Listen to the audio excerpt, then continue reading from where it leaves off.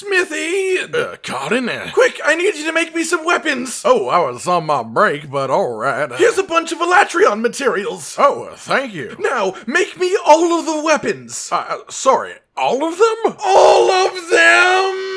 Ladies, gentlemen, and monsters of all ages, it is one controversial-ass time out there with all these people and their mixed feelings about our newest, most significantly powerful addition to the game, Alatreon himself. But regardless of how you feel about him as a monster, it's hard, as a hunter, to not be excited about one thing: new equipment. Oh wow, new toys! And as a result of all of our absolutely beautiful new equipment, there is always going to be new builds to mess around with and upgrades to our existing builds. This video will focus on the latter. Today, ladies and gentlemen, I am happy to present to you the updated Dragon Elemental sets, all using Alatreon weapons. In other words, today's video is about the All-Atreon build. Boo! Starting off with why and when you should use this build, and then diving into what the build itself actually is. To begin with, there are monsters in the game of Monster Hunter who are weak to dragon. That right there is a pretty good reason to use Dragon Elemental builds to start with. But as for why to use this one, simply because it's better than its predecessor, which are the builds based around the Master Rank Kiar weapons from Call of Taroth with their inbuilt critical element. But the thing is, the pure dragon element on Alatreon weapons is so much higher that it is worth using a bunch of your skill space in the build to get true crit element from armor pieces over using the old sets. Yes, the weapons are that valuable in situations where you want to embody the power of a dragon. You're a dragon. Of course, as a result of being the best dragon build, it is also the best all-around anti-Alatreon build. You know, if your group sucks at breaking horns and you flip willy-nilly between ice and fire phases, and it will pump out loads of elemental damage regardless of the active mode Alatreon is in. Of course, ideally you would still use a fire-ice weapon and break the horns, but life just do be that way sometimes. It's a modern problem. And modern problems require dragon element solutions, which is exactly what this build is here to provide, regardless of which weapon you use, as long as it isn't a gun. We should have brought a gun. But only because those require such unique armor skills that you can't really quite just pump them in with everything else. Basically, this set is exactly what you want for the majority of weapons in the game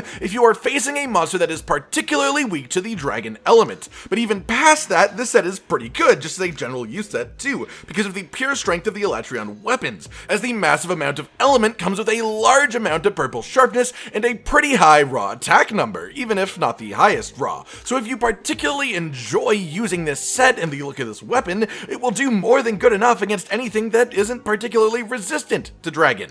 As far as the equipment itself goes, to start off with, we are of course using the Alatreon weapons, and the augments that we are putting on that is 2 element up and health augment. But it is what surrounds this weapon that truly completes this build. The beautiful surroundings. Meaning in this case, 4 pieces of Silver Rathalos set paired with the Alpha Alatreon legs, which are absolutely perfect for this given they come with 4 dragon attack. And even more importantly than that, 3 defense boost! We in it, boys and girls! We invincible now! It's this leg armor that really just takes us over the top and makes it that much better than its counterpart, as the efficiency of the 4 dragon attack along with 3 2 slots provides a lot of space to work with in the rest of the build. And hey, the fact that the build comes with 3 slinger capacity just inbuilt into it is pretty damn nice for any weapon that has slinger burst attacks too. Just a free minor damage increase. Here, even with no decoration slotted in, you can pretty much tell the absolute elemental powerhouse that this build is about to become.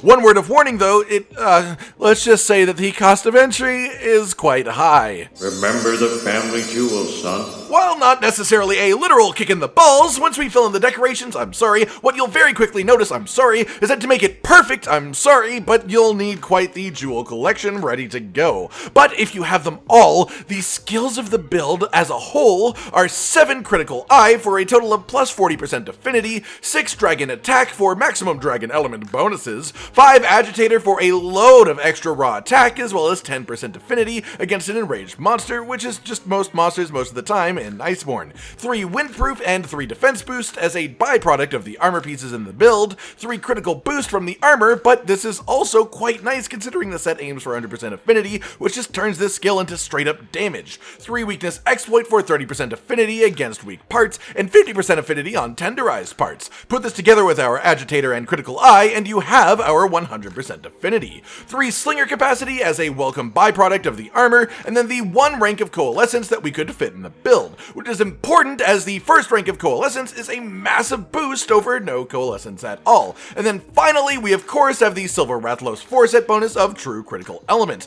with an unused slinger capacity secret picked up along the way. What you'll notice here are 3 empty level 2 slots still in the build. This is quite purposeful, and is what truly makes this an all-weapon build. For dual blades, and in fact for the majority of weapons, I would recommend sticking all 3 ranks of health boost in here, as I am a firm believer in the importance of this skill in Master Rank. However, if you choose to abandon the sanctity of health boost, Like a fool. the pure damage option here would be to stick in peak performance. However, the main reasons that these are empty here is for weapons like Greatsword, for example, where 3 focus is absolutely important to the playstyle of most players, or room for some guard or evasion skills if you're using weapons where those are important. These are the slots you are most free to mess around with, though not quite the only ones. For mantles, my personal recommendation is Rocksteady and Temporal just in general, but seeing as this is a general purpose dragon element build where you basically just play your weapon normally, the mantles are entirely 100% personal preference, which includes the preference where you run glider mantle for massive uptime on extra decoration slots.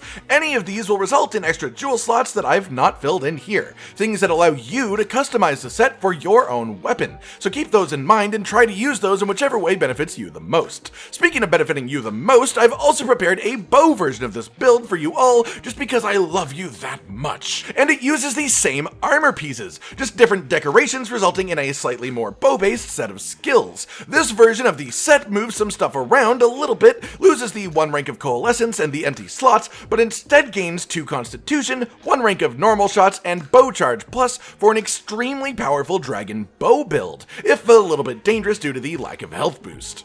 Oh, don't kill me. All of this said, at the end of the day, this build is about 2 to 3% more damage than the best Master Rank Culve weapon builds, so really you have to ask yourself, is it worth traveling to the depths of the 7th Ring of Hell to get the required materials? Oh, hell no! That, however, is a decision that you'll have to make for yourself. I am merely presenting the build. I unfortunately don't have the last say on what you do with it in your life. Only the last say on what monsters do in their lives. At least I do when they are weak to dragon, and I'm using this build, the ultimate dragon element build in Iceborne. It still does quite a bit to keep up with dealing damage to Alatreon himself, even if it's not quite made for that specific purpose. It works for most of the weapons in the game with a bit of decoration shuffling, and trust me, it is just so much glorious fun to use.